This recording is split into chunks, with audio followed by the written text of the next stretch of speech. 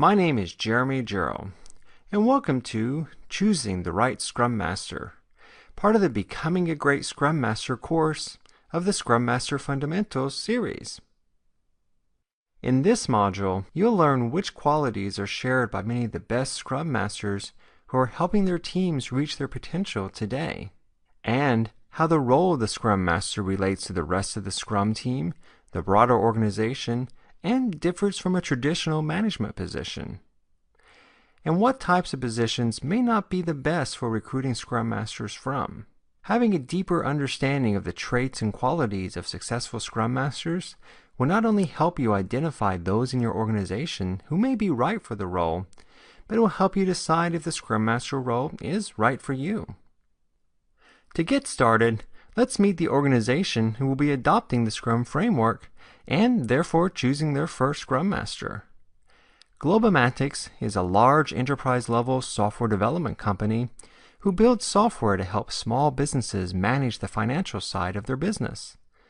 Although they've enjoyed tremendous success throughout their history, smaller, more nimbler competitors have begun to appear on the landscape and have put pressure on Globomatics' market share. The result of this has been that Globomatics finds themselves needing to be more responsive to customer demands, release new versions of their software much more frequently than the annual cycle that they've enjoyed in the past, and to be more predictable about the features that will be in each of those releases. After looking at many of the emerging trends in software development, the Globomatics executive team discovers Scrum, which seems to fit their needs perfectly. But since no one in their organization has actually ever worked with Scrum, they also find themselves in need of a guide to help them on their journey. To do this, Globomatics brings in Alan, a seasoned Scrum coach who agrees to be their guide to help them on their way. Although everyone is anxious to get started, Alan insists that identifying the right individuals for the key roles in Scrum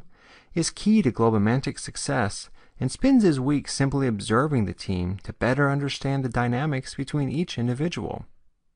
After spending some time with Louise's team, Alan recommends that Globomatics appoint Louise as a Scrum Master.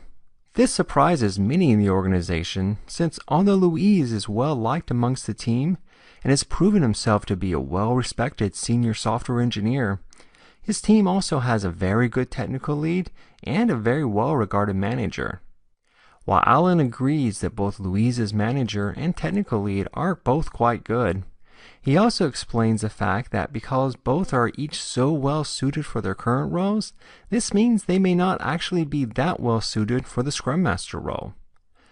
On a Scrum team, the Scrum Master's role is to facilitate the Scrum framework and to ensure that the team is adhering to the principles and values of Scrum. Although the Scrum Master does have a guiding hand here, to be truly successful with Scrum, the team must first understand and internalize those values for themselves. If the Scrum Master role is filled by a technical lead, manager, or someone else of authority over the team, then the team is more likely to follow the principles of the Scrum framework simply because they've been told to, rather than because they've truly absorbed the values. A team that is simply just going through the motions is much less likely to be successful. Therefore, the Scrum Master role should be filled by someone that the team sees as a peer that can help to coach them from within, rather than an authoritative figure who will direct them from the top down. The Scrum framework also encourages teams to aspire to self-organization, which means that the team takes responsibility for deciding how they'll organize themselves to approach the work in front of them in the most effective manner. And if the approach that they've chosen isn't working, to openly identify and discuss the issues that they are struggling with so they can decide how to be more effective in the future. But when the individual serving the Scrum Master role already has some authority over the team, it can impede the self-organization that the Scrum framework encourages teams to aspire to, as the individuals on the team may be less likely to select items for themselves to work on,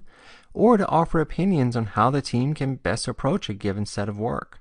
And finally, Scrum teams must be perpetually inspecting and adapting their own process if they are to continually improve.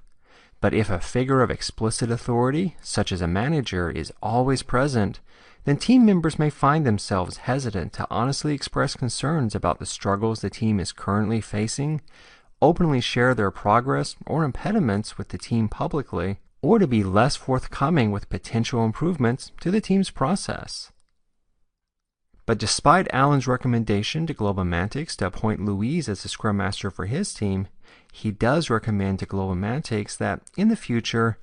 ideally teams should elect their own Scrum Master so that it's someone that they know and they trust. But teams that are new to Scrum may need a bit of nudging when choosing their first Scrum Master to keep them from falling into some of the common pitfalls that we've discussed here.